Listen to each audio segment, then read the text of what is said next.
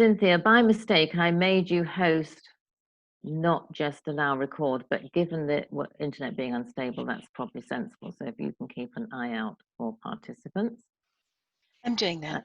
Thank you. For new arrivals. Okay, so what I thought of doing today was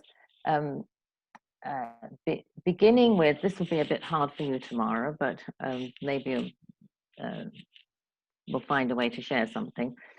To think about a Pellin tool that you've used this week or these 2 weeks, and I'm going to give everyone like a minute of silence to just inwardly reflect on the tools. And I'm going to name some of them to help tomorrow, because many of our tools have names which are kind of common sense, like purpose. Some of the tools we've covered in the months we've been doing this are the pendulum of emotions, about how our feelings are emotion. A true rest, which is an activity that refreshes you for returning to responsibilities. Accepted and rejected efforts, which is about doing something that we enjoy doing and the time passes quickly, and rejected efforts are when it's hard, and we look at how to protect accepted efforts and turn rejected efforts into accepted efforts. Purpose, I just mentioned. Feelings of accomplishment speaks for itself. It's not about what you accomplish, but the feeling you have about it. I think that'll do for a very brief intro. So you can see when you've heard other people, or maybe you'll see whether you can join in. So yes, so let's do the, sorry, any questions about that?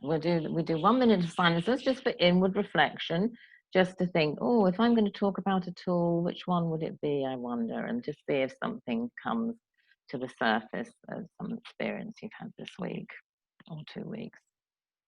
Any questions before I begin the timer? No? Okay. Stacey, did you have your hand up? We can't hear you, you're still muted. Hi. I was going to talk about authority. Oh, sure. And true rest, and I wanted to show some of my artwork. Would that be okay? Yeah, let's stick first with, just choose one of those first.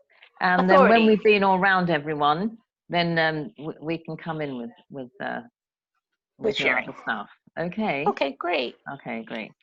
So, okay, 1 minute begins now.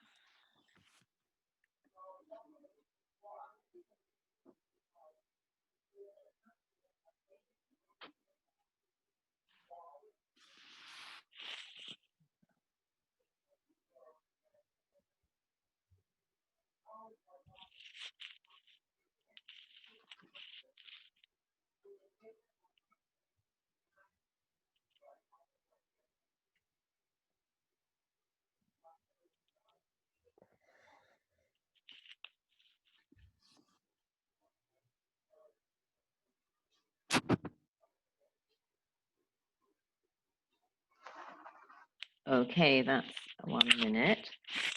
So protocol or courtesy or something is when you're not talking, to mute your microphone, because it cuts down on the background noise. I think I'll start. So the tool I chose was True Rest. I had to drive overnight to Topanga because I had no air conditioning. And the next day, I did some of the work I needed to do there, and I was like, really? No, I didn't. I'm wrong. I couldn't do any work. I was too tired. So I was looking around thinking, why on earth am I so happy in Rosarito Beach when I have this just beautiful place in a wooded canyon in the middle of the mountains at home? And so I decided to go out on my deck, which overlooks the little canyon I live in and all the trees, and it's just green all year round despite the brown grass. And I pretty much spent all day on my deck. I was on the day bed and I got up and fed myself. I got up and did a little bit of something. I can't remember what it was. And then I went back again. I just spent hours and hours and hours on my deck in the shade, looking at the sunny hillside, and it was really, really great true rest. So let's do this with people putting their hand up or unmuting themselves. Who wants to go next? Say your name, sorry, just for this. I'm Mary, as you know. Hi, I'm Stacy. I want to talk about authority. I'm an artist, and I didn't know that. I was a wannabe artist for years, an aspiring artist, but I've been sharing my work with my friends, and I've sent it in a poor man's copyright to myself so that I know it's mine. And I've been sharing it over the internet, and I've been getting really good feedback from it. And so I feel validated, and now I feel like an artist because of the feedback. And terrific. And my friend, I said, it's like, am I as good as Dr. Seuss? And she said, better. So that made me feel really good because I admire Dr. Seuss and his books because they're so colorful, and that's my style. It's very vibrant and colorful, and animals as the characters of my picture books and my early chapter books. I have these triumphant trio, and no offense, Vic, but they're against President Rump because he speaks from his rump instead of his mouth. That's where he thinks. And I named him Phil Baby after my dad because my dad was the villain in my life. And so he's Phil Baby Rump instead of Darnold J. Rump. And they protect the world from environmental damage and other disasters from the president in America.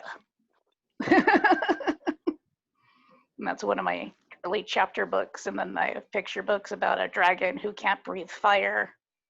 He can breathe water, and he gets made fun of because he's not normal. And he leaves to find his own tribe, and he's friends with Siamese twins, Katma and Dogma, and they're a two-headed dragon. And they're two-headed because they're Siamese twins that didn't separate, and one's got a cat head and one's got a dog head. So they're named Katma and Dogma. And they bicker like cats and dogs. And so that's my story. And thanks for listening, and thanks for your support last Sunday. It really helped, and the emails really helped. That's great, Stacey. Who'd like to go next?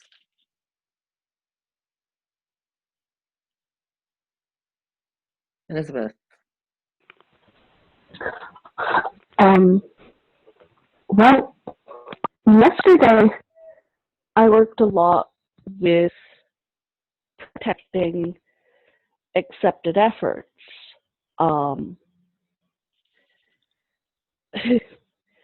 I finally managed to fix my sleep schedule, the consequence being I have some energy to actually do some things. But I know myself, and I know that if I push too hard, I'll run myself into a wall, my fibromyalgia will flare up, and I won't do anything for the next week.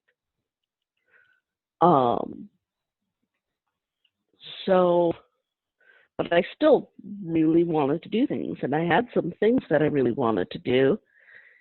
And what I learned yesterday about myself is if I want accepted efforts to remain accepted efforts, I have to switch tasks frequently because my mind will get tired of one thing, and it's not boredom, it's fatigue,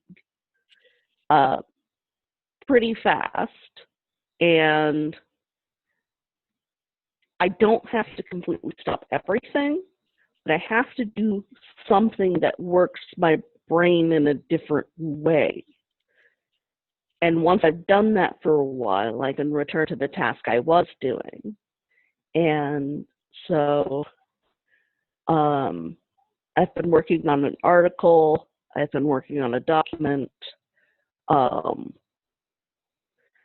fair amount of cooking to do yesterday, and I was able to do it all because I didn't make myself push through one thing until I was miserable, but it was done. That's all. That's pretty big for you.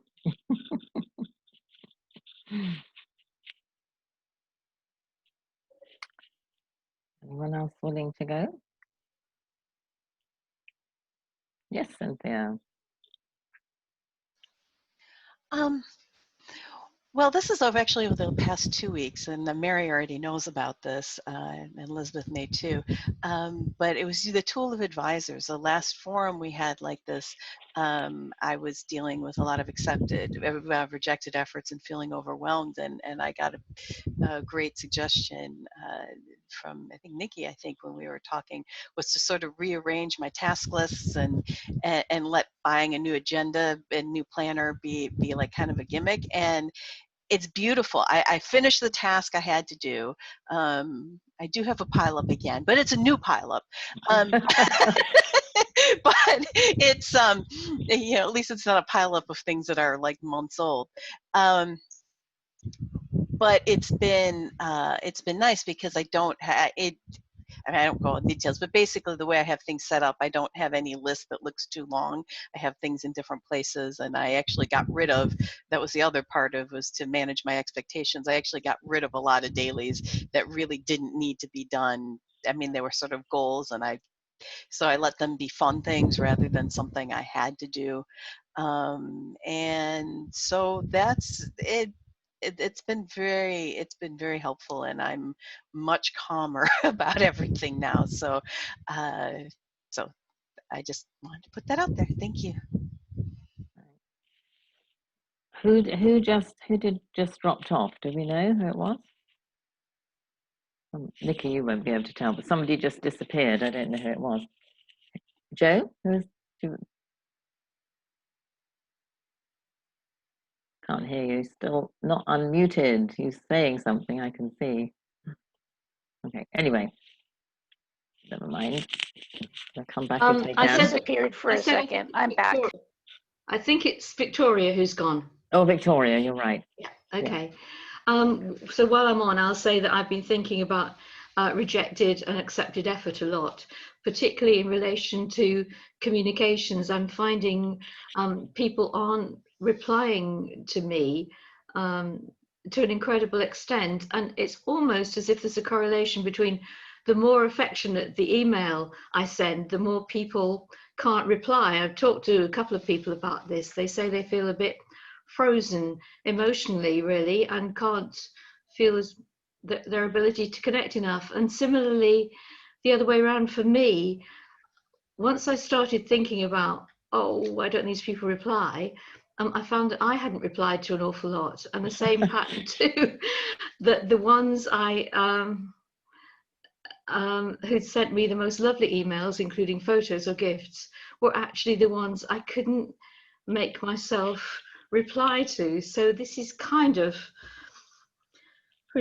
rejected effort, I think. And I was talking to a friend today who advises people online about how to keep their customers relating to them. And he said he thinks it's a new phenomenon to do with frequency, that the less contact with people we have in this crisis and the more sense of futility we feel, the less likely we are to think it's worth replying, it's worth the effort of replying. So I've been thinking a lot about accepted and rejected effort. So let me just say that You know, Nikki and I actually known each other a long time, but we're new to working together, so she won't know this about me probably, unless she's picked it up. But the way I tend to work when I'm running something is start with an idea and see what happens and then build something else in. So I'm just going to interrupt where we are in the rounds to say that I think it would be interesting when we've gone all round to ask questions or invite feedback from people or offer feedback. And but I did want to say as well, because I'm aware that it's Tamara's first dip of her toe into this, like contribution, the Pellin work rather is made up of two halves, and this is the contribution training half, which is, as you can tell, like ideas that help people deal with practicalities and find their strength and health. And the other half of contribution training is Gestalt therapy, and that we'll be doing for people who've been to Italy before. We're doing a virtual, where we have residential programs since 1972. We'll be doing virtual Pellin Italy initially for people who've been before. And in January, we're doing an online training course, a serious in-house accreditation course, where that half will be incorporated into the program. So I just wanted you to know that this is like a lopsided view of what we do, because it's not including the therapy bit. So let's go back now to anyone who wants to come in with what tool came to mind for them.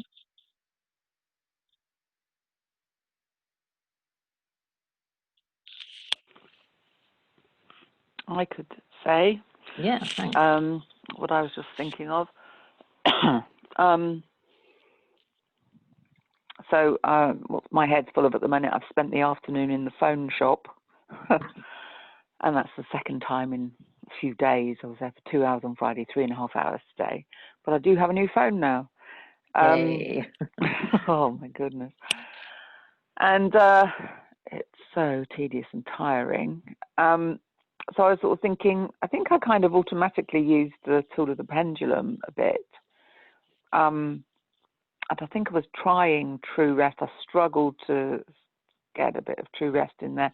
I know at one point there's all these different pictures on the wall, like dozens and dozens. It's the 3 network. They have all these different pictures. And some of them are so dreary, and I just looked from the next to the next. And one of them I saw, there's a tree there with some grass. And but of course it's only, I don't know, 6 inches square or something. I was imagining if they just put that picture there and filled up the whole back wall of the shop with that, how much better it would be than just bright lights, techno everywhere, double music. They've got the music from in the shop and then the music from the precinct outside, different types of music. I don't know how these young people stand it in there. And the great thing about it is all the staff are always really nice, and I've found this new, exceptionally helpful young man now who did it all for me, saved everything last week and has explained everything and put everything on there. And I think now I think of it, I was kind of working quite hard on my pendulum to not be fed up and to think of, you know, I don't know how they stand it. And one guy there saying to a customer, she said, well, are you here tomorrow? Yes, 8:45 a.m. to 8 p.m. tomorrow. Oh, with no natural light and just all this garish light and clashing music all day long. I don't know how they bear it. So it's a bit of an opportunity to have a complain and a moan, but I was aware, I was working on appreciating what I could, which was all of them being so nice and any tiny little good thing I could find. And eventually, after like 3 hours or something, I found out that I am allowed to leave the shop now whilst they're messing with my phone. Well, couple of years ago, I was told, no, you're not allowed to leave the shop because then we're responsible if your phone goes missing or something. And they were just like, no, you can go. I thought, oh my goodness, I could have been out of here. But I felt it's appropriate, sit there with the guy who's doing all that work for me, when if I was 20, I would take that home and do that myself. I think it was only the decent thing to do, to kind of sit there. So yeah, struggling, but I was consciously, well, not quite, I wasn't thinking of the pendulum, wasn't thinking of true rest, but I think I was automatically struggling to find bits of those where I could in it. And do you remember there was one nice song at one point? Okay, thank you, that's me. Thanks, Nicky.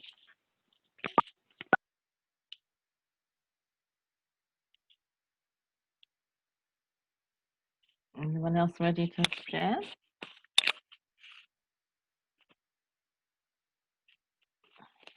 This is Cease. You can see that I'm laying down. Mine would be feelings of accomplishment, and I went to actually hired a trainer, which I've never done before, that I see once a month, and then after that I went swimming, and I realized I may have gone a little bit over the edge on that today. So now I'm laying down, but I feel accomplished that I've made a real commitment to do this once a week. And it's been really important, I think, as I'm getting older, to keep the body going and keep muscle and keep stamina heavy. So the reason I hired the trainer was you had to do a year contract, which was like a huge thing, but I thought that way I will really stick with it. And so far I've had 6 sessions, and each time I'm feeling better. But before I would start on things like that with the gym, but I wouldn't keep it up. So I feel this feeling of accomplishment that I've been able to continue with it. And usually I feel more energy, but right now I'm pretty tired after that session. So yeah, that's it. Thank you.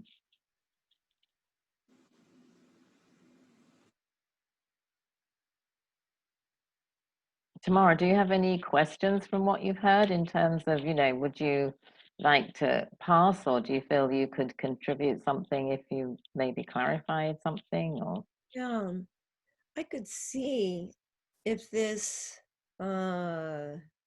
fits in with true rest or accepted efforts. I'm holding 2 things in my mind.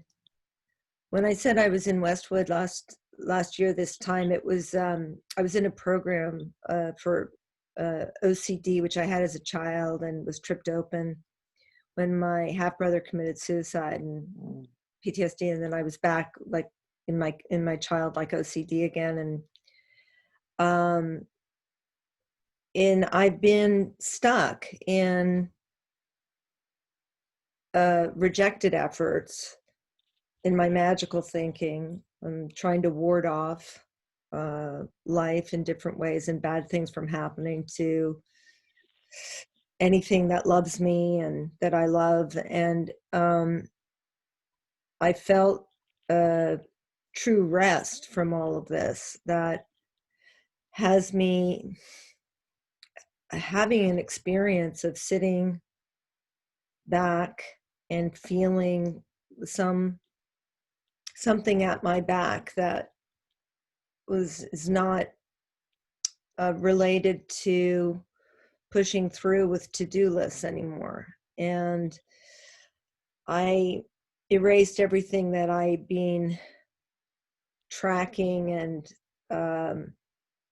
figuring that I would piece it all together and make sense of the madness as a therapist. I emptied my notepad on my telephone. I emptied my emails except for my professional email, and I took all of these assiduous, like all of these, the kind of care I took to collect what I thought would be my sanity. When I could put it all together, I just dumped notebooks and a lot of ties to people that have moved on in their lives. And I didn't want the memory, the nostalgia, to keep me from being present with what is now. And that felt like the only time that I felt like I've arrived home, and it felt like true rest. And I was amazed that the efforts that I did make were so huge and effortless. Hmm. Is that close? Oh yeah, really. That's really the last thing you said in particular is really close to accepted efforts, right? Accepted efforts. It gets Flow. close to being effortless because you're so in it, in the flow of it. There you go. Yeah, in California, we talk about flow, right? When you're so engaged that it's not self-conscious anymore. It doesn't feel like will. Yeah. Then I put a call through to my therapist and said, for Christ's sake, what's happening? Am I I mean, am I suicidal? Or or is this a death, a welcome one, with there being a chance of new life, you know? And so kind of stepping very carefully, because I feel like this is entirely different territory and nothing looks the same to me and I don't feel the same. So I'm on Bambi legs. Hmm. Yeah. Surprise, surprise. And it's never the way you picture it. When you You hope. mean when something really catastrophic happens, you mean? Yeah. Well, when getting better. I mean, it involves change, and there's going to be feelings of attachment and then loss of the relationship that I've had for so long to something, no matter how dead or, you know, horrible it's been in so many ways. It's familiar, so it feels like home, and so you have to say goodbye to home, and there's sadness in that, or scary, but there is also the chance for excitement, because I can feel that there's space and the potential for actual life, aliveness to come in. Thank you. Thank you. So who hasn't gone? Victoria, we can see your face. I think it is Victor, sure. Victor and Victoria, okay. I think. So it's been interesting to not only hear this, but as I was preparing to come in here, I thought, you know, well, what am I going to, what can I contribute? What can I contribute? And I was feeling uncertain. And the fact that I'm feeling uncertain is something maybe at the end of this I'll come back to, because sometimes feeling uncertain about what contribution we can make is symptomatic itself, maybe of something else, right? But anyhow, I was looking back at a number of things that I could say, and one of the experiences I've had in the last few weeks was kind of interesting, and I got to give quickly a little bit of background to make sense of it, and that is that I moved here to Abbotsford a couple of years ago, and I rent this place from a dear friend. So my wife and I live here. We rent this place from a very dear friend, and we get a good rate on it because my dear friend wants to know, yep, there's no parties, there's no drugs, there's nothing, that she knows she can rely on me in that way. And I know that my landlady is someone I can trust. So that was a really good relationship. And so when we first got in here, quite early on, I said to my friend, landlady friend, the porch here has a railing, and it connects, not connects, but it's very close to a fence that goes around the car park. So if you imagine there's a car park and there's a porch right nearby, there's a railing, and on the porch, and there's a fence around the car park, and they're white, and they are blotchy. In other words, the paint has been coming off and they need a paint job. And I said to my friend, quite, sort of spontaneously, let me know. I'm happy to paint this one day for you, And that was quite a while ago.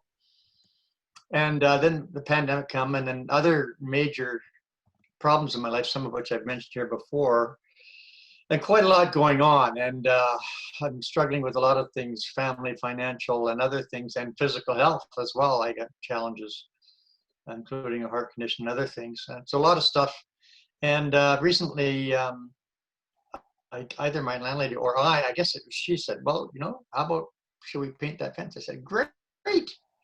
And she brought over the paint tins and put them down below. And I said, look, I'm happy to do this. I'm just not too sure the time frame. She says, I'm not worried about the time frame. You do it at your pace.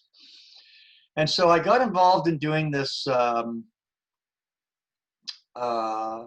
railing and the fence around the car park, and that involved me kneeling a lot, especially around the park, because I had to get down to get, right, the fence would go almost down to the pavement, and I started to have quite a bit of discomfort and pain in my buttocks and in my backside, and that brings up a number of things, because I've had, over the last few years, I've had 2 bouts with polymyalgia, which starts out with aching joints. So all of a sudden I've got all this stuff going on in my mind, but I'm doing this painting, and the important thing I want to say is I'm enjoying this, because, and there are several factors. I'm enjoying this because I'm doing what I said I would do, and it's really important to me to follow through on things that I say that I would do. And I'm doing it for my friend, who I really, this is my friend who I love. She's a good friend of myself and my wife. And I'm doing something that's visible. And anybody who knows me, I'm not the greatest practical person. I'm an abstract verbal person. If you ask me to fix the car or build a house, sure, but it'll take me 10 or 100 times longer than someone else. And you might not want to slam the door too hard once you get in the house, because it might fall over, right? I'm not a great practical person, but I've done a little bit of painting, painting of houses a long time ago. So I thought, I can do this. So I did this, and over a day or so, I did the painted white the fence and the what did I call it? The other on the porch, and I did that. And so I sent some pictures, and she said, that's fantastic, that's wonderful. So I'm feeling really good. She said, and then she said, how would you like to do the foundation around the house? And so I said, I'll get back to you in a couple of minutes, right? I'll get back to you shortly. And I said to my wife, Maria, said, well, let's say my friend's name is Joan or whatever. I said, Joan liked what I did, and she thought my wife and I were doing it, but my wife had other things to do, so I did the whole thing. So I got back, and on building on a feeling of accomplishment and on an accepted effort, I said, sure, I'm happy to do that. So to shorten the story a bit, it took me another. Basically, because I had other things to do, and because I was suffering quite a lot physically, I was really having a lot of pain in my buttocks, and now we're doing the foundation. And the foundation, I had to kneel all the time. I had to kneel and get up, and kneel and get up, because I had to get the paint right down to, where as close to the dirt as you can. So I did this. It took me like 2.5 days, and I got to the point where, and I've being candid, I prided myself on being a pretty tough nut if I have to be, right? And I got to the point where I was really suffering. I was having a lot of pain in my buttocks, and I was getting to the point, am I going to finish this? And inside I'm thinking, damn right, I'm going to finish this. I want to finish this. And I was on this roll of this accepted effort, and I finished the whole job. The fence was all painted white, the house, the foundation, and the foundation of the car. There was a thing that came up from the pavement foundation of the car park as well. So it was you know, a fair amount for me to do, being ill as I was, and I did it. And and to be really candid with you, it's a pretty good job. And my friend said, this is a fantastic job. I was really careful. I said, if I'm going to do this, I'm going to do it good. And I was really, you know, really diligent. I got into the little nooks and crannies, and if there was a little bit of a hole in the wall, I got into the hole, and I did everything really quite well. And she was very, very pleased. And we have, like I said, we have a good grade of rent here and everything else. So as that happened, and I sat back and I enjoyed this feeling of accomplishment, still suffering physically quite a bit. And I've reflected on this. And one of the things, of course, that's nice is this is a visible thing. Every time I step out the door, I can see my work. You know, and that's really nice, right? I put my hand on the fence and I did this. I did a good job here, you know. So I guess my reflections are saying that sometimes 2 or 3 things about a feeling of accomplishment and about accepted efforts. Sometimes we really have to have a lot of guts and they really have to pay for something, and it's well worth doing. And I'm really glad I was able to do that. I thank my friend. I thanked her for giving me the opportunity. I said, thank you. This was probably, and I told her it was difficult. I said, but this was a form of therapy for me, because there's a lot of stuff going on in my life, as some of you know, some of the other things, and it's pretty difficult. But I did that, and I was very, very pleased. And now I can, every time I step out the door, now there's some seagulls that pooped on my brown paint. You know, I feel like getting my bow out. We like the birds, but don't poop on my paint job, you know. But anyhow, I did it, and I was very pleased. And sometimes 2 things, I guess, observation. Sometimes we really have to get down to this, you know, quoting the John Wayne movie, the true grit. You know, you've really got to pay for it sometimes, and it's worth it when you find something you can do that you, if you recognize these proper feelings, these feelings of accomplishment and accepted effort, go with it and stay with it and tough it out. And especially if it's invisible in some way, and you know, whether it's a poem you write or whatever. As I say, every time I step out the door, I look at that and say, yeah, that's not too bad. So that's the best I can contribute at the moment. There's a lot going on. And Okay, thanks, Victor. So, Victoria, did you want to come in with something? Did I understand that you said it's just 1 minute that we have? No, not for talking. The no. 1 minute was for reflecting. Just instead of feeling put on the spot by just going straight into it, the 1 minute was just inward reflection to see what tool came up for you that you might want to share. So okay. it's It's obvious. just because I had to log in. Okay, so, sorry, go ahead. No, fine. Go My ahead. tool was probably persona gap. And then I can relate to what Tamara said and what Joe said, because people perceive me very often, well, like in my role of therapist and someone who can just do basically anything, anything that is required, because I've been doing Buddhist meditation for a long time. So I know that we all come to, most of us, let's say, through suffering. So, and as Buddha said, to cut it all short, you know, it's suffering and the end of suffering. This is one important thing, or basically 2. And so why can I relate to what Tamara said? Because now everybody, my husband was the last one to leave this morning. So it's my sort of true rest few days, as now we're having second wave and we cannot go anywhere for holidays or whatever. Here in Paris, it's getting quite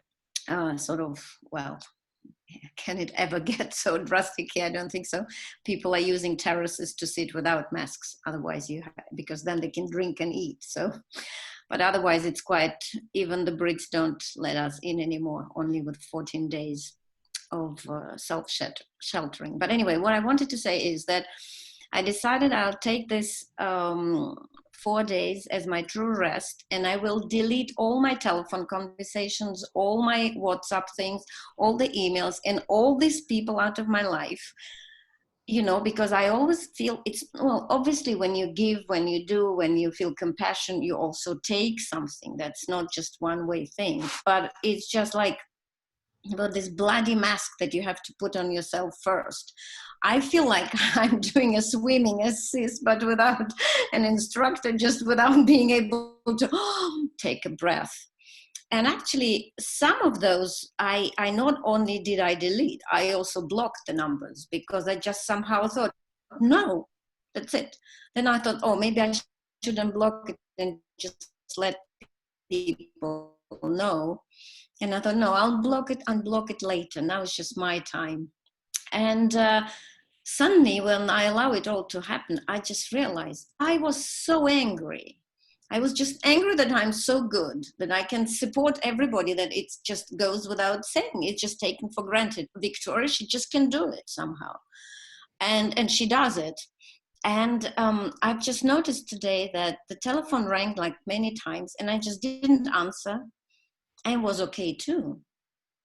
But then I thought maybe I should just, like this persona gap, that I suddenly felt so vulnerable and also so happy to be alone for the first time in years, alone in my house. So this is the real holidays. You don't have to pack, you don't have to fly, you don't have to take any tests. You can sleep in your own bed and do nothing.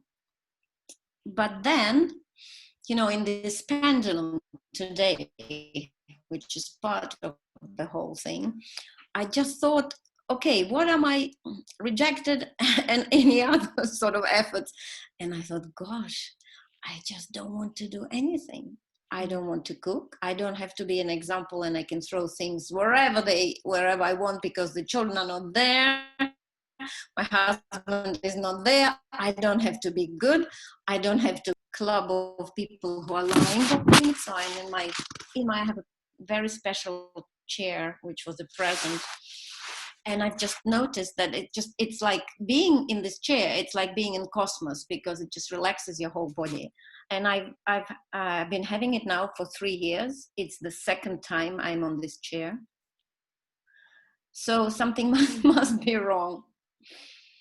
Well, not wrong, something must be right. But it's just like how this persona gap was the first thing that came in this 1 minute. And I just realized, well, and then there was something else. I don't know which tool comes with it. That's the last thing I wanted to say. Why is it I need to be so good for everybody? What's in this image that I really like? Why am I using it? Why can I not just say to everybody, listen, that's it. If you need therapy, come for therapy sessions, pay, go. And this is like, it's an open question. It's probably part of this being aware of human suffering and going through many things myself, and just still wanting to, this is the way of experiencing and living compassion to basic human suffering. Well, Yeah, you said sorry, Victoria, you said you were interested in coming to the virtual Pellin Italy, so that sounds perfect for working on there. I just feel really it's like a spell on me. I never managed to have proper Italy. When I went to Italy, it was a very special one-to-one treat. Maybe next year. Yeah. Well, you'll get more of a flavor of what Pellin Italy is like, even though it's online. But I went to Italy and I had the luxury. I spent there 2 weeks just with Peter. There was no. Yeah, but some of the communal aspects will be echoed strongly enough that you'll get a little taste of what the real thing's like when there's more than you and Peter there.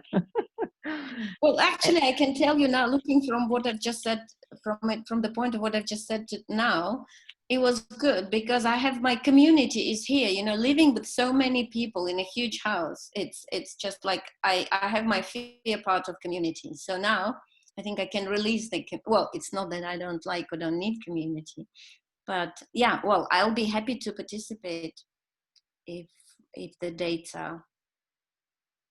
But thank you anyway. Thank you for sharing, and thank you for listening. Just on that practical note, because some people have shown an interest before we've even decided the dates. You're welcome to send one of us the dates that you don't want it to be in October. We're definitely going to do it in October. So if there's times you can't come, if there's a week where there's more happening than another week, it will probably be something like 6 o'clock in your evening. It'll probably be 9-ish or something like that here. It's not really settled yet. 9 a.m. I mean. Okay, let me tell Nikki how much time she's got left.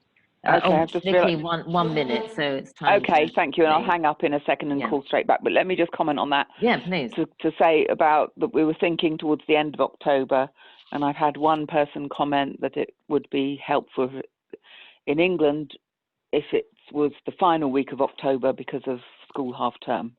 But that doesn't mean it's fixed at that time yet at all. So that's just my additional comment about timings. Okay, I'll hang up and I'll just call back in straight away. Yes, thanks. Mary, you mentioned that those who are interested in doing Italy online, that we can send you the dates where we can. Yeah, I just asked Nasha, for example. I have a block of. Excuse, I'm just going to speak because you've gone frozen, Victoria. They may not be able to hear me. Yeah, just people that have expressed interest early can send dates. We'll have to see if she can hear that. Okay, so let's think. Why don't we just kind of think just for a few moments how we feel after our own share, whether we'd like any feedback from people. Sometimes on this forum we've given feedback without asking for it. In Pellin groups and Pellin Italy, when somebody's done a piece of work, it's always the person, we call them worker, the person who's done the work is the worker, and they always request feedback. It's a formality, but it's a real safety thing, and it's just our procedure. So I'm going to do it, Nikki, I was just saying, for people, not a minute, not a timed minute, but just to quietly think about what they said and whether they'd like to ask for feedback from the group. And we won't get round everybody because it's already 5 to 11. But so it's in Al-Anon meetings, there's a phrase called burning desire. If anyone has a burning desire to get feedback, speak up, because we're certainly not going to get round everybody. So.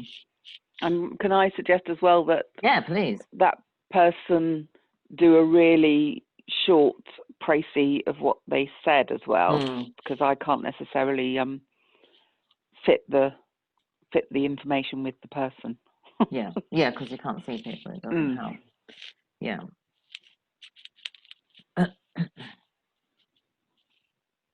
So why don't we say who doesn't particularly need feedback? I don't particularly need feedback.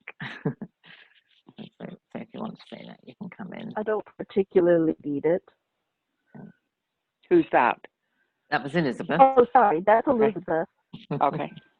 I'm not particular. I'm okay with it, but I'm not particularly needing or interested in any feedback at this moment. And this is Vic.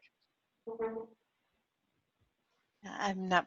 I don't particularly need feedback either. I don't. And who's that? That was Cynthia. Oh, okay. And so that's quite a few of us. So anyone who, yes, go ahead, Tamara. Sorry. Oh, I was just going to say that I feel like I'm in the process and not knowing, and so I don't feel ready for feedback. Yeah, good call, I think. Yes, Joe.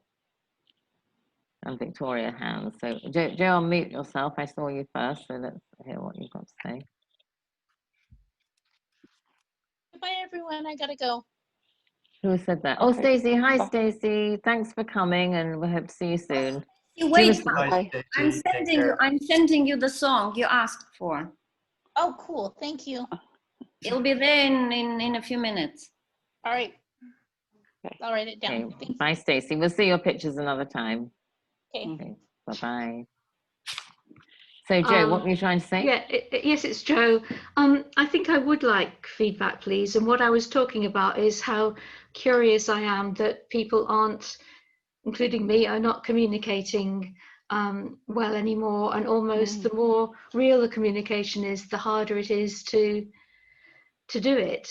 The friend I was talking to about communicating online, he said something like, it's something like, our cogs aren't working anymore. You know, these cogs that used to fit together and click. It's almost as if they've gone a bit like jelly. So the cogs don't work anymore in this period. That was his view. So I'd just be interested. Thank you. Sure, I'd love to give Joe a little bit of feedback there. And I Just, really just hold on, appreciate just hold on 1 minute, Vic, because I want to just check the time. Victoria, were you putting your hand up to say you were interested in feedback, just so we know time-wise? Yes, I was. I'm always interested in feedback, but it's okay if I don't get any. So I'm easy. Okay. And Cease, where are you in the feedback? I don't need situation? it right now. I don't need Okay. feedback. Okay, that's great. So let's go with Joe and then leave a bit of time for Victoria. I think that Right. covered everybody.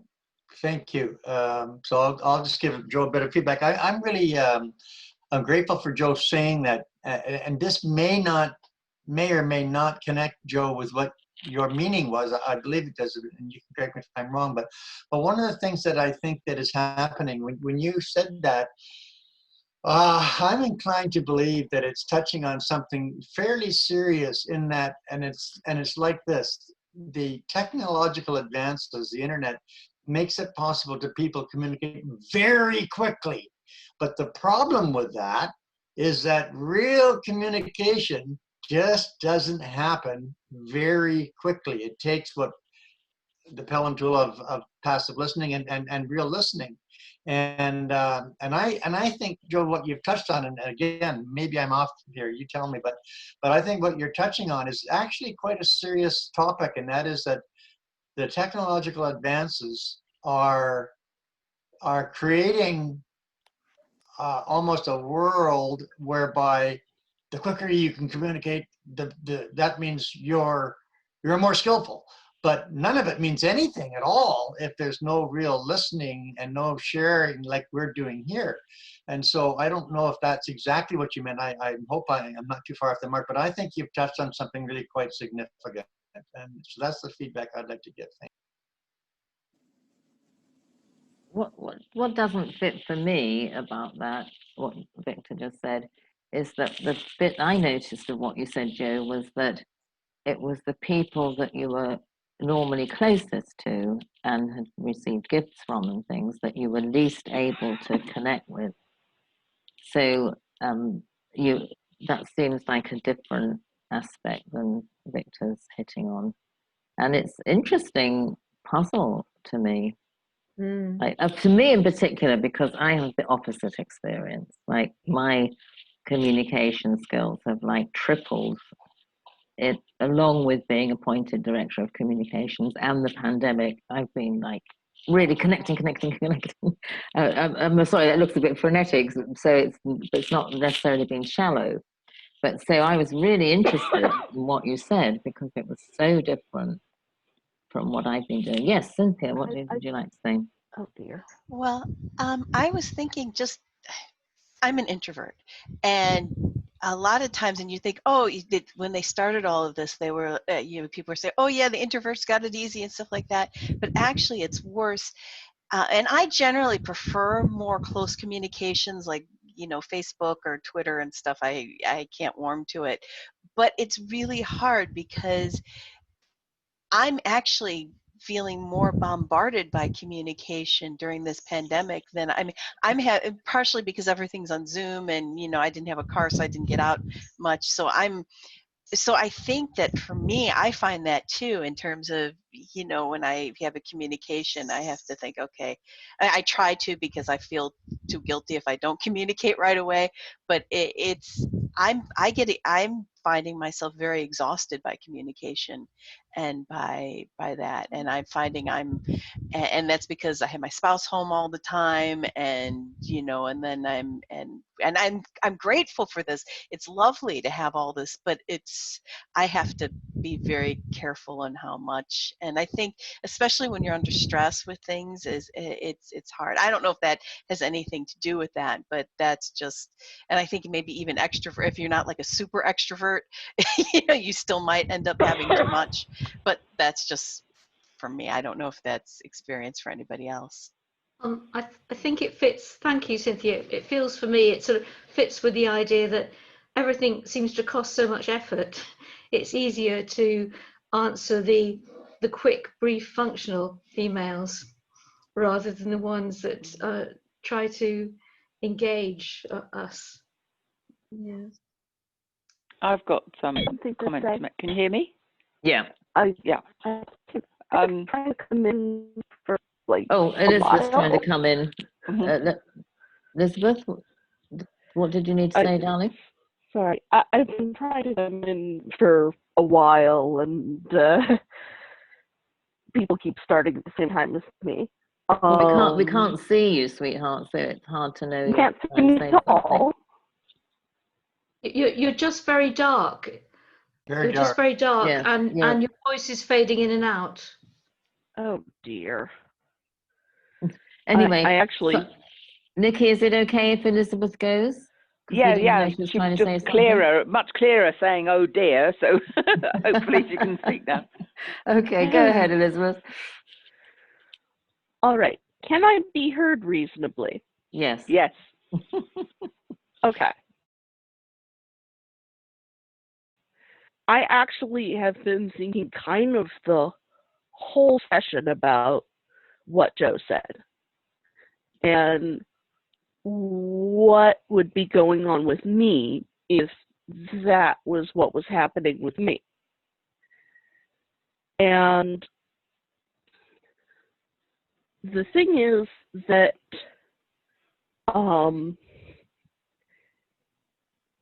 if I was having trouble responding to the most heartfelt emails, it would be because I was too tired to respond up to my usual standards. And in order to make people feel that they were heard, what I would have to do is give myself permission to do a lousy job of it. Like, just give myself permission to say, thanks so much, I really appreciate this, and leave it at that, just so they knew they were heard. And that's how I'd have to get through it, and it'd be hard because I really want to give people the best of myself, and unfortunately, sometimes the best of myself ain't that great. That's all. Thanks, Elizabeth. Thank you, Elizabeth. Yeah. Nikki, go ahead. Yeah, I've got an observation that's related, although kind of the opposite, in that coincidentally, the last 2 or 3 months, I seem to have had a lot of contact with people in a professional way of theirs, like somebody at the gas company and somebody else at the local council, and all sorts of different people, and who would you would normally, if you had to, I mean I prefer phone, as you can tell, to email or anything, and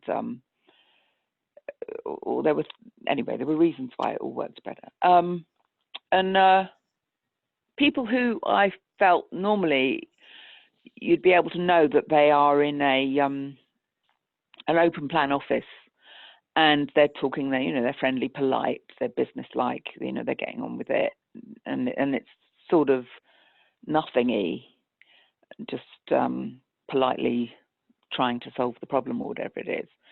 But during lockdown, it was really, really clear to me, all of the people that I ever phoned up who were at home lonely.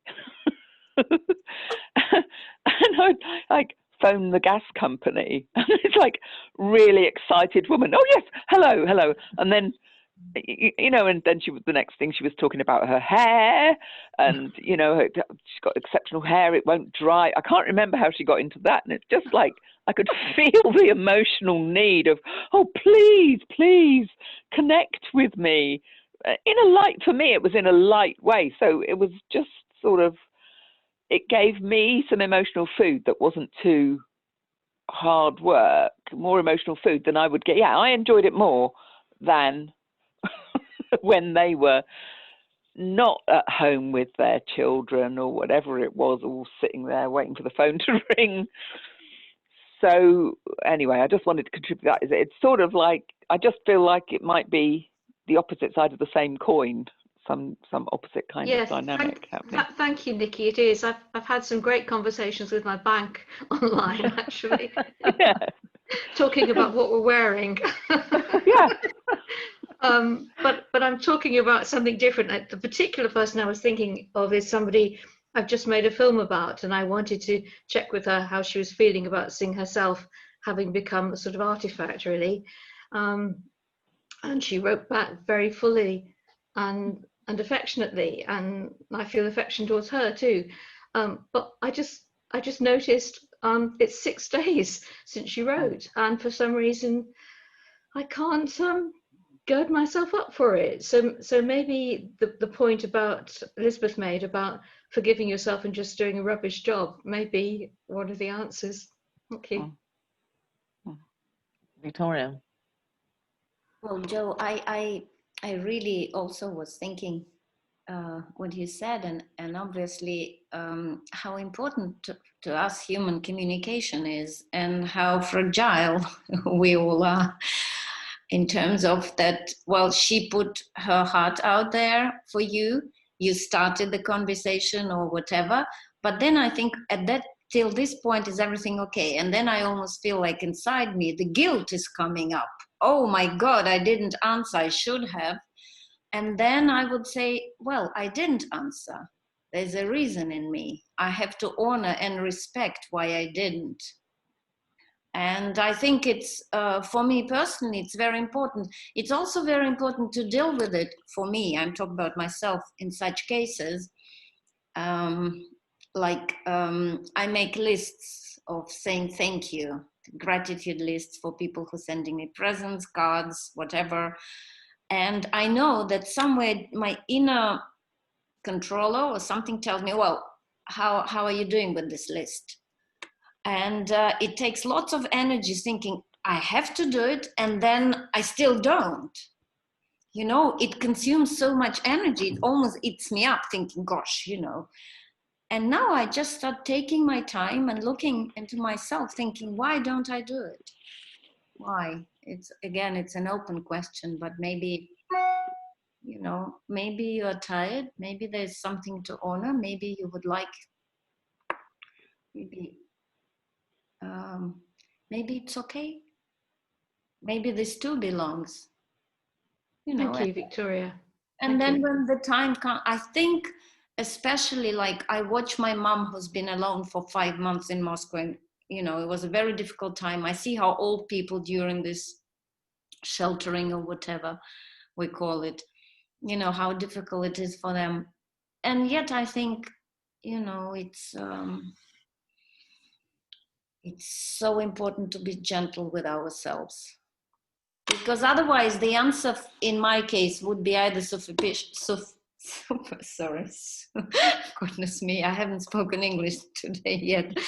Superficial, just like, oh, thank you, like I acknowledge and that's it. And it could be even more disappointment, and maybe coming then into a place where you feel you can just mention and say, well, listen, I couldn't write for this time, I felt this and this, if this is a close person. and then just hoping for them also understand where you are. So it's not an advice in no ways, it's just my inner experience of what you said. Jo, can I add something? Thank you. Mm-hmm. So I was thinking as I was listening to what you added about it, that it feels a bit like, let's say it feels a bit like you're a little on the low side of the middle, just a little bit, in terms of engaging with people and reaching out, just like a little, that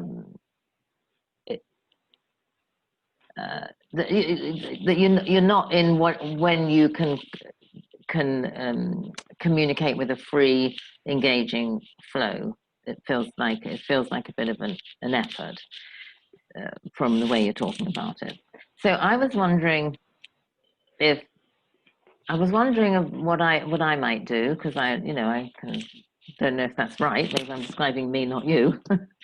But I thought one thing that might work with this is felt a bit like the letter from this lady with this feedback about how she was about your film might have several interesting things in it, just as my fantasy listening to you. And so then my fantasy was, this is connected with accepted and rejected efforts, to read like with an open mind, with a bit what Elizabeth was saying, like not, Victoria's be gentle on yourself, Elizabeth saying, don't aim for doing, I can't remember the words, but, don't aim for doing what you would normally do when everything was flowing. And I thought, what about if one paragraph, one thing she said stood out?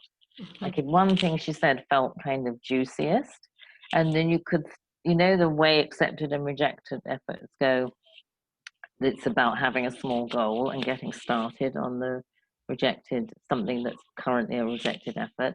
So if you thought, I wonder if there's one thing I'd really like to say to her in response, and then that could be the first goal. And then when you'd written the one thing, you might find, no, I really don't feel able to get my forth juices going. Or you might think, okay, I can say this now and I can say this now. But that's what came up for me. Thanks very much, Mary. Thank you. I think one of the things that's happened is that I recognized how much this fits in with I do lots of oral history in my life. So, sometimes I might spend 20 or 30 hours with somebody who tells me their life story and tells me things that they've never told anybody else. And then they feel a huge bond with me. And it's a burden because I'm getting on with doing the next thing. And this woman is 90 something, and she just wants probably 2 or 3 times the amount of communication that I want. So thank you all. Somehow I've come to that point. Thank you very much. Yeah, that sounds like a really good time to look after yourself and think, what do I want to say? Because you're not in a position to take on everybody you've ever interviewed and got their life story, are you? I've got another Nicky, comment, if that's okay, about that. Hearing just that, that's the burden, isn't it? Never mind the content of this particular letter. It's the knowing this person wants 2 or 3 times more from you than you want to give. Yeah. And that depth of that need, and unfortunately it's not your job or your responsibility to fulfill that need, but she has attached, because of the presumably 20 or 30 hours of life story, that unmet need in her is now attached to you. It's like sucked on. I'm smiling, Nicky. I'm smiling, Nicky. You're quite right. Yeah, thank you. And that gave me another little thought then, that maybe it's about when you are doing that kind of work with people, you need to have a little thought about it, a self-protective thing awake inside you as you're doing the work, that'll invisibly communicate to them, that's sort of like, I'm really interested in your story now, and you do know that this is going to detach and end at the end, don't you? You know, that you just carry that throughout it, rather than, so now you here you are now struggling with this this one particular letter. How do I answer this one particular, and you're not her daughter, you're not her granddaughter, it's not your burden. What a shame. It's somebody else's job. You need you need to pass them on. You need a sort of teammate who wants to do that kind of thing. I've tried that one, Nicky. Oh. but I can perhaps mention to her that her daughter is a more appropriate person to speak to than me, though I wouldn't phrase it as coldly as that. Yeah, because you could say, oh, now that you've opened it all up to me, perhaps you could tell your daughter, you know, your daughter might be really interested in, because it's her history now, and so push it over like that, which is true. We get older, we are more interested in our family history than we were when they might have told us things about it when we were kids. Well, I wonder if it might be a lack of clarity that, you know, I mean, the safety and the framing and the, you know, you're reading the 4 points before group. And I mean, if there's some explaining about that ethically, you know, that there's an intense experience, and then, you know, some heads up about what to anticipate, which is to feel that there will be a very close and real relationship and attachment, and also an ending.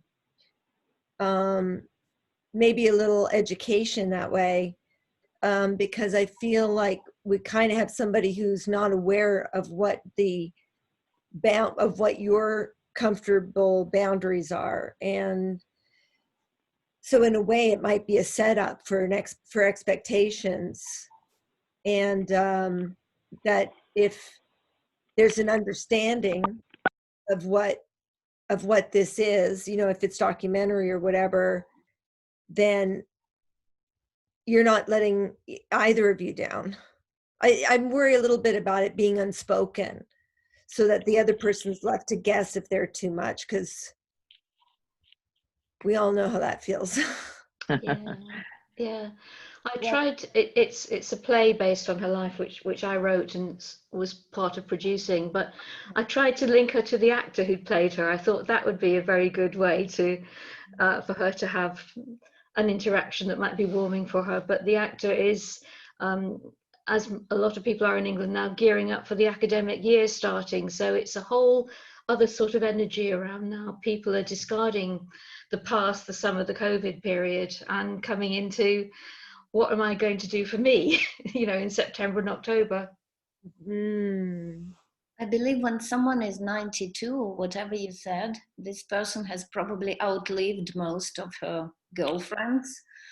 And in a way, getting into such a relationship with you, it's true. It's from the beginning, maybe unspoken, maybe unconscious, but it's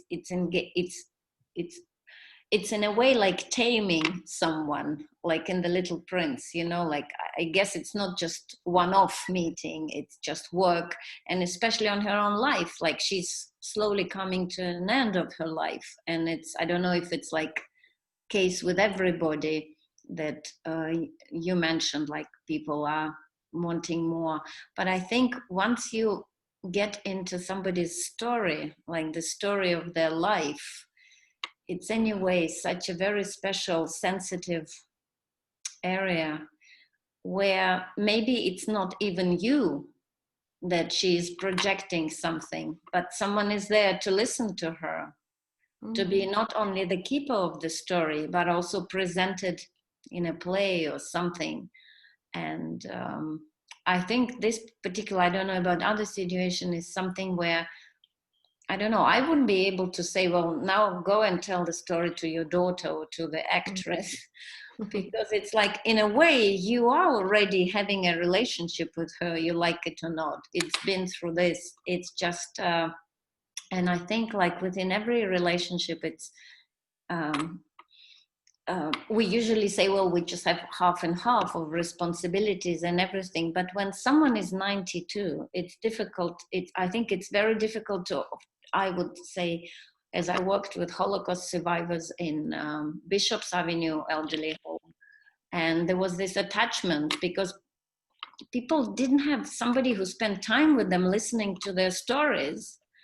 It's an attachment, not just maybe to Dr. Joe Stanley, it's an attachment to the person who is there holding the space. So I don't know if what I contribute helps you or frustrates you even more. No, no, I think it's very helpful, Victoria, thank you.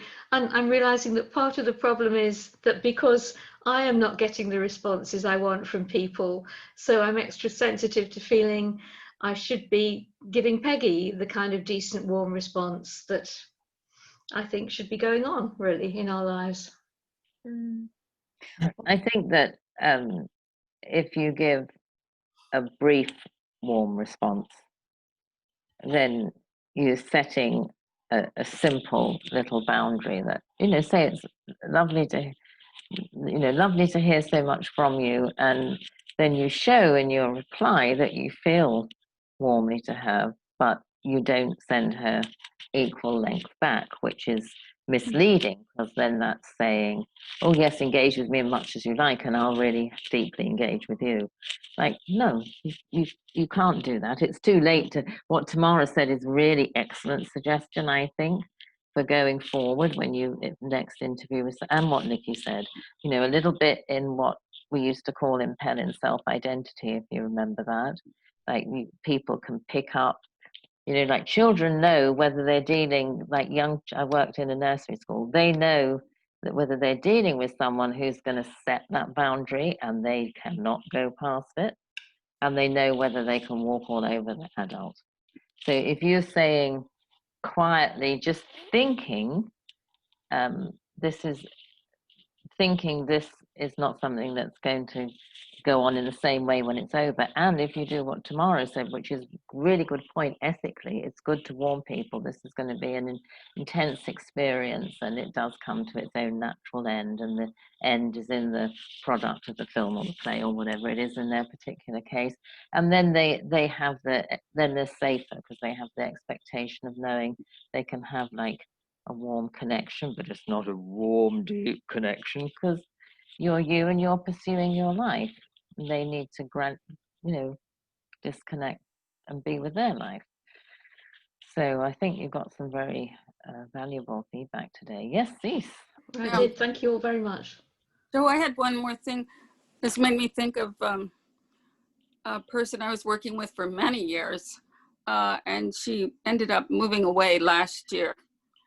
And so for a while I kept encouraging her to find a therapist in her new location.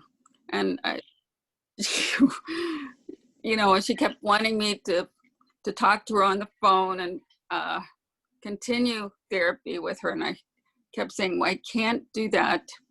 I don't have this was true at the time. I didn't have the equipment, the telehealth equipment to keep doing. And I kept saying, I can't, I just can't do that. It's kind of, it's taken a year and she's finally looking for somebody else. But I did suggest that she go over the themes that we talked about so she could talk with them to the new therapist. What were the things that were most important to her, and that she could share that with, she's going to visit a friend. She could share that with her friend. She could share that with a new therapist.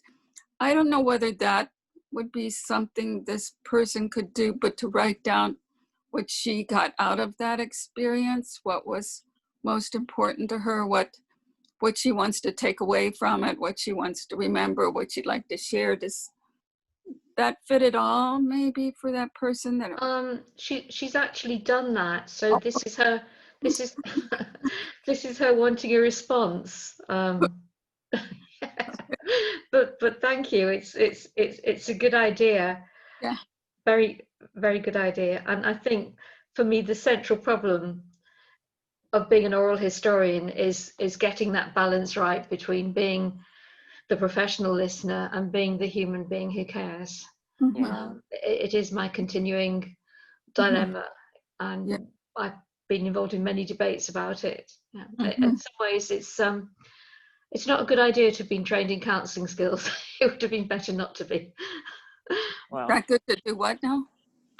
It would be better in a way not to be trained in counselling skills, because then I think I would have a more cool, distanced relationship with some of the people whose stories I work with. I think we can help tweak that. And one of the things you could think about is evaluating in terms of hurt and purpose that tool, I think. I think that's relevant here. Okay, thanks. So I can't say more about that because we're right up against the ending. Sorry, were you trying to say something, Cease? No, I think with the person you're talking about and the person I'm talking about, that just some people that it's very difficult for them to detach, that they form a strong bond and they just have trouble with that. And I think the mistake I make sometimes is thinking, well, I've done something wrong. But I think it just might be some people that's more difficult for them. Does that make any sense? Yeah. We've got 1 minute to our official ending time, so I'm not going to rush the ending, but I'm just saying we need to move to the ending. So what we do to close out is we say our name and where we are, and we can add one short thing I request today, but if you want to, you don't have to add anything. So I will set a good example as a talkative person. I'll say I'm Mary and I'm in Rosarito Beach, Mexico. Sorry, I'll call on you because that's better for shortness of time. So Nicky, why don't you go next? Hi, thanks everybody. I'm Nicky. I'm in Wimbledon, South London, and I must just say I'm very excited. I've written it down because I feel I wouldn't remember it, but I really like don't poop on my paint job. I'll find ways to use it. I don't know how, but I feel I will. Okay, Cease. Cease in Tampa, Florida. Just enjoyed listening today. I was trying to just take things in today mostly. Victoria. I'm Victoria in Paris, France. The last discussion made me feel that it's easier to be a therapist than just a human being. Jo. I'm Jo Stanley. I'm in Yorkshire, England. Thank you all very much. I've benefited a lot from today. I appreciate your deep thoughts. Thank you. Thank you, Jo. Tamara. I'm Tamara, San Francisco, and I'm going to sit with the phenomenon. It's the same, which is having difficulty responding to heartfelt, deep, more intimate connections myself, at the same time as I'm reaching out from that place and not getting response. So what's happening? And I wonder if we're not feeling super sensitive and cocooning in some way, create, in our goop, just not able to do the feedback loop very well. Elizabeth. I'm Elizabeth, and I'm from Eugene, Oregon. And thank you, everyone. Victor. I'm Vic in Abbotsford. Some time ago, I had a communication with someone, and it was important to me to hear back from the person. They never responded at all, like nothing. And I can remember thinking, all I needed to hear was one little email saying, I heard you, and it never happened, And so, again, thinking about what Jo has said, And I really see and respect the difficulty in calibrating. But I think that I just feel that, Joe, you've done a lot, and letting that person know that you heard them and is important. And again, all the sharing that's going on again is very important. So I'm Vic in Abbotsford. Thank you very much, everybody. Last but not least, Cynthia. I'm Cynthia. I'm in Kankakee, Illinois. And thank you, Nikki, for reminding us about the phrase of Victor about not pooping on the paint job, because I like that too. And that's how I get with feelings accomplishment sometimes. Like, all right, no, nobody mess with it. I've done this beautifully now. Like if I clean something. So thank you. Okay, thank you, Cynthia. So thank you, everyone. And Nikki, can we meet at 8 p.m. your time? Yeah, okay. Yeah, okay. And I'll stay on for a couple of minutes if anybody wants to chat after we've officially ended.